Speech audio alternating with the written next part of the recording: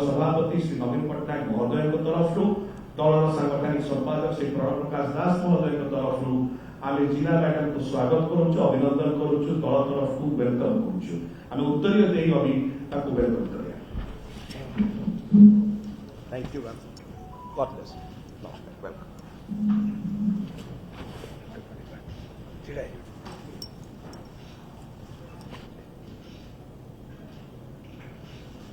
आशा रखी विजु जनता दल में सामिल होगी मोर जो स्वप्न अच्छी विकसित ओडिशा किसी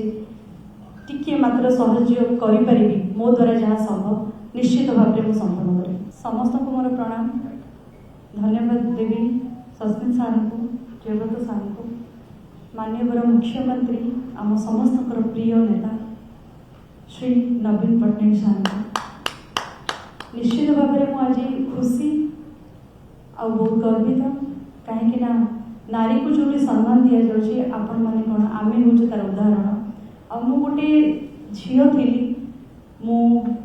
विजु जनता दल कैंपेन करी एज ए स्टार कैंपेनर बहुत प्राउडली बुलूली ओडिशा रे।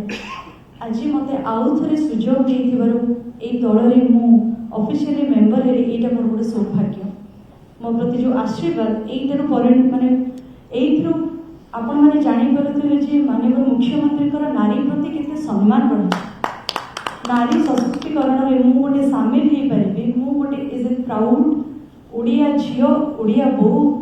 निजक प्रेजेंट करके सब समाज आगे टीवी पर्दार एंटरटेन करी समाज सेवार निजक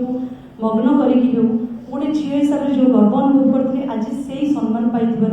मु समस्त को धन्यवाद देवी आपण मान धन्यवाद देवी विजु जनता दल को धन्यवाद देवी। निश्चित भाव में समस्ते मो जो भरोसा रखी परिवार में मु गोटे सामिल हो पारि सदस्य हो पारि यहाँ मोर परम सौभाग्य कहमी मत अनुप्राणित करछि निहाती भाव में आम जाचु बीके पांडेन सार को धन्यवाद देवी जे सारा ओडिशा रे आमर मंदिर मालिनी सहर मंदिर मालिनी ओडिशा ओडिशा रे जति मंदिर अच्छी आम से कण अनुकण में सब जगह देखुचु केते डेवलपमेंट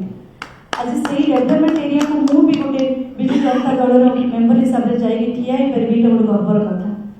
निहाती भाव में 2036 मसीह जो विकसित ओडिशा से केवल संभव हो पार माननीय मुख्यमंत्री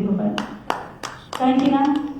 विजु जनता दल सब लीड कर विजु जनता दल सब मैंने भरोसा रखी आसी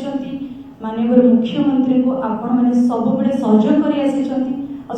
अनुप्राणित होती निश्चित से स्वप्न से धारा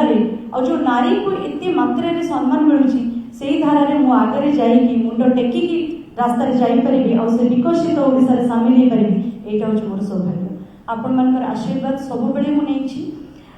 तो निहाती भाव में मु आशा रखी विजु जनता दल में सामिल होगी मोर जो स्वप्न अच्छी विकसित ओडिशा किसी टिके मात्र सहयोग करी मो द्वारा जहाँ संभव निश्चित भाव में संपन्न करें। समस्त को आउ थे मो हृदय धन्यवाद।